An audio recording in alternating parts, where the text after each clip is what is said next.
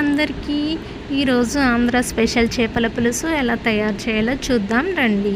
వాటికి కావాల్సిన ingredients 2 onions సన్నగా కట్ చేసుకొని తీసుకోవాలి, 2 రెమ్మల కరివేపాకు, 2 బెండకాయలు, 2 టమాటాలు, 2 ఆనియన్స్ పేస్ట్ చేసుకొని తీసుకోవాలి.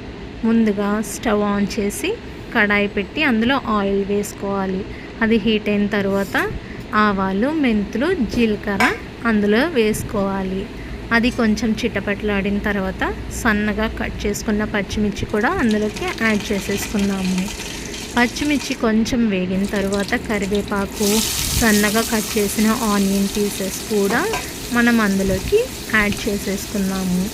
ఇప్పుడు కొంచెం దాన్ని గెరిటెతో కలిపి అది వేగిన తర్వాత మూత పెట్టేసుకున్నాము. కలిపేసి మూత పెట్టేసుకున్నాము. ఇప్పుడు మూత తీసి చూస్తే మనకి గోల్డెన్ బ్రౌన్ కలర్ వచ్చింది కదండి. ఇప్పుడు మనం ఏం చేయాలంటే 2 ఆనియన్స్ పేస్ట్ చేసుకొని పెట్టుకున్నాం కదా, ఆ పేస్ట్ కూడా ఇప్పుడు ఇందులోకి యాడ్ చేసేసుకున్నాము. యాడ్ చేసేసుకొని మళ్ళీ ఒక్కొక్కసారి కలపండి, మొత్తం కలిసేలాగా కలపండి. అది కలిసింది కదండి.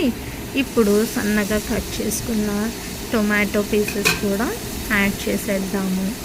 ఇప్పుడు మనం రాళ్ళు ఉప్పు ఉంటుంది కదండి, అది 1.5 స్పూన్ వేసేద్దాం. అది కూడా వేసేసాక ఒకసారి మళ్ళీ అంతా కలుపుకుందాము. ఉప్పు అంతా కలవాలి కదండి, మొత్తం కలిసేలాగా కలిపేసుకుందాము. కలిపేసుకున్న తరువాత కొంచెం పసుపు, 1/2 టేబుల్ స్పూన్ పసుపు యాడ్ చేసేసుకున్నాము. పసుపు యాడ్ చేసుకొని మళ్ళీ కలుపుకున్నాము.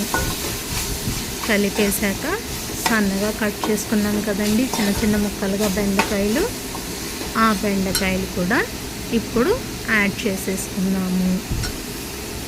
యాడ్ చేసుకొని దాన్ని కలిపేసి మూత పెట్టి ఒక 5 మినిట్స్ బెండకాయలు మగ్గనించేద్దాం.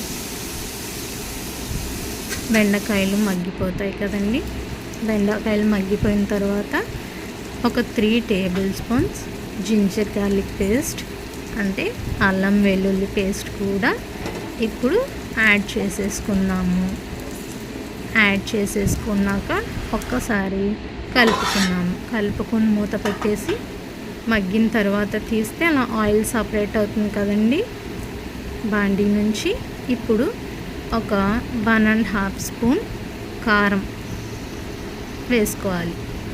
వేసుకొని ఒక్కసారి కలిపేసుకున్నాము.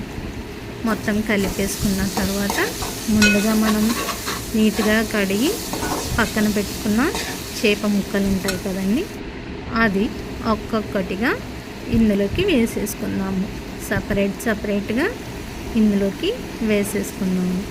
వేసేసుకున్న తర్వాత 1 సైడ్ మనకి చేప ముక్కలు మగ్గినవి అంటే ఉడికింది అని అనిపించిన తర్వాత ఇంకొక సైడ్ విరగకుండా స్లోగా టర్న్ చేసుకుందాము.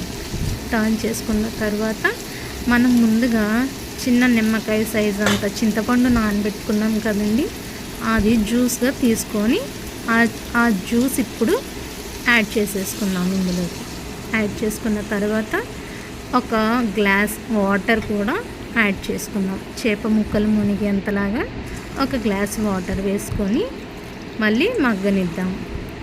వాటర్ యాడ్ చేసుకున్న తర్వాత హై ఫ్లేమ్లో పెట్టి ఒక 15 మినిట్స్ మనం మగ్గనివ్వాలి.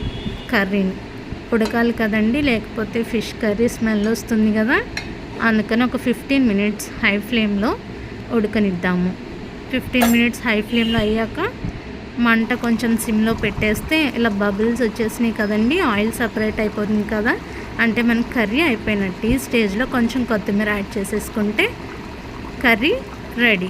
ఈ కర్రీ కనుక మీకు నచ్చితే ఒకసారి ట్రై చేసి చూడండి, చాలా టేస్టీగా వచ్చింది. ఒకసారి మీరు కూడా ట్రై చేస్తే మీకు కూడా నచ్చుతుంది అనుకున్నా. ఫిష్ కర్రీ ఎవరెవరికి ఇష్టమో కామెంట్ బాక్స్లో కామెంట్ చేసేయండి.